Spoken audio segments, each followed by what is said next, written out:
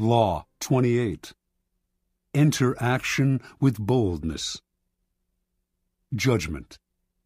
If you are unsure of a course of action, do not attempt it. Your doubts and hesitations will infect your execution. Timidity is dangerous. Better to enter with boldness. Any mistakes you commit through audacity are easily corrected with more audacity. Everyone admires the bold. No one honors the timid. Boldness and hesitation. A brief psychological comparison. Boldness and hesitation elicit very different psychological responses in their targets. Hesitation puts obstacles in your path. Boldness eliminates them. Once you understand this, you will find it essential to overcome your natural timidity and practice the art of audacity. The following are among the most pronounced psychological effects of boldness and timidity. The bolder the lie, the better. We all have weaknesses, and our efforts are never perfect. But entering action with boldness has the magical effect of hiding our deficiencies. Con artists know that the bolder the lie, the more convincing it becomes. The sheer audacity of the story makes it more credible, distracting attention from its inconsistencies. When putting together a con or entering any kind of negotiation, go further than you planned. Ask for the moon, and you will be surprised how often you get it. Lions circle the hesitant prey. People have a sixth sense for the weaknesses of others. If, in a first encounter, you demonstrate your willingness to compromise, back down, and retreat, you bring out the lion even in people who are not necessarily bloodthirsty. Everything depends on perception, and once you are seen as the kind of person who quickly goes on the defensive, who is willing to negotiate and be amenable, you will be pushed around without mercy. Boldness strikes fear. Fear creates authority. The bold move makes you seem larger and more powerful than you are. If it comes suddenly, with the stealth and swiftness of a snake, it inspires that much more fear. By intimidating with a bold move, you establish a precedent. In every subsequent encounter, people will be on the defensive, in terror of your next strike. Going halfway with half a heart digs the deeper grave. If you enter an action with less than total confidence, you set up obstacles in your own path.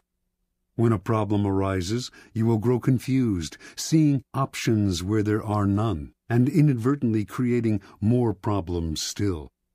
Retreating from the hunter, the timid hare scurries more easily into his snares. Hesitation creates gaps. Boldness obliterates them. When you take time to think, to hem and haw, you create a gap that allows others time to think as well. Your timidity infects people with awkward energy, elicits embarrassment. Doubt springs up on all sides. Boldness destroys such gaps. The swiftness of the move and the energy of the action leave others no space to doubt and worry. In seduction, hesitation is fatal. It makes your victim conscious of your intentions. The bold move crowns seduction with triumph. It leaves no time for reflection. Audacity separates you from the herd. Boldness gives you presence and makes you seem larger than life. The timid fade into the wallpaper. The bold draw attention, and what draws attention draws power. We cannot keep our eyes off the audacious. We cannot wait to see their next bold move. Observance of the law. In 1514, the 22-year-old Pietro Aretino was working as a lowly assistant scullion to a wealthy Roman family. He had ambitions of greatness as a writer, to inflame the world with his name, but how could a mere lackey hope to realize such dreams? That year, Pope Leo X received from the King of Portugal an embassy that included many gifts. Most prominent among them, a great elephant, the first in Rome since imperial times. The pontiff adored this elephant and showered it with attention and gifts. But despite his love and care, the elephant, which was called Anno, became deathly ill. The Pope summoned doctors who administered a 500-pound purgative to the elephant, but all to no avail. The animal died, and the Pope went into mourning.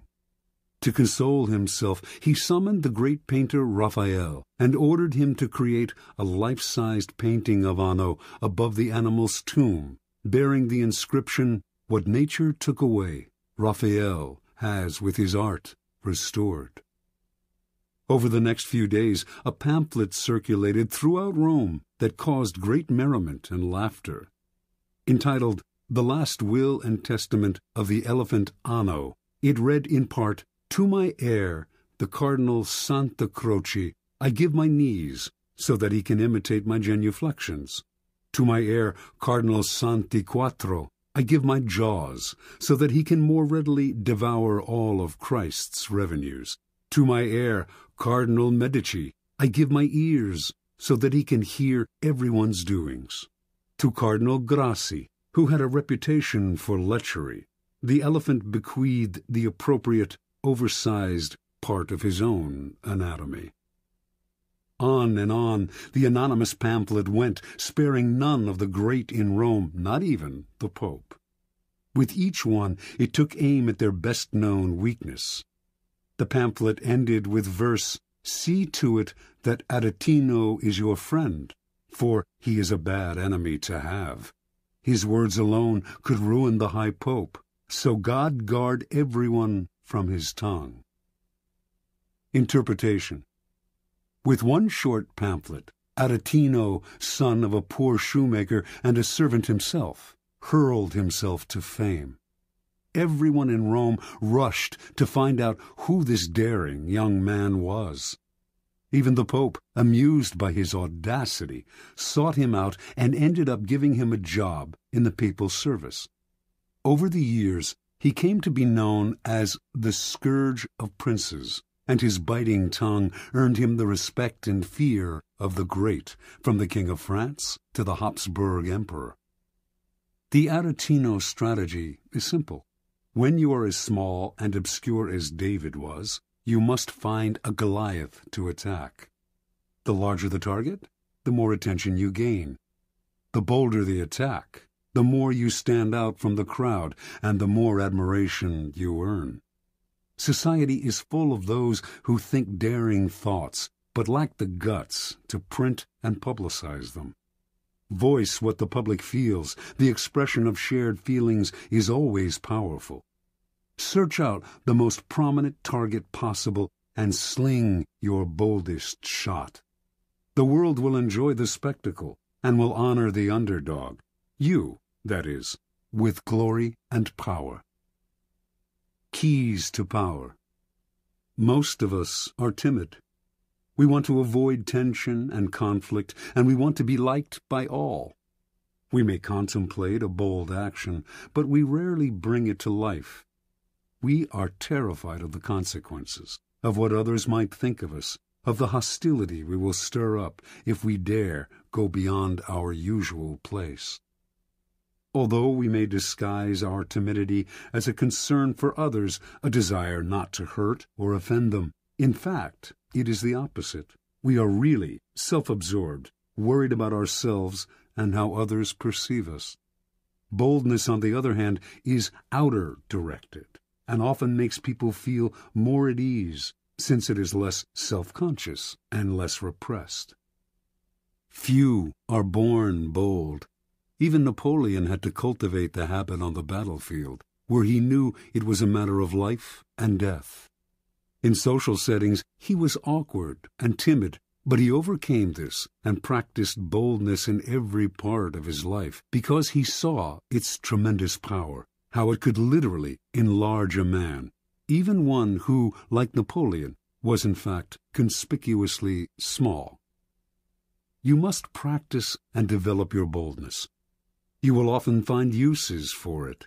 The best place to begin is often the delicate world of negotiation, particularly those discussions in which you are asked to set your own price. How often we put ourselves down by asking for too little.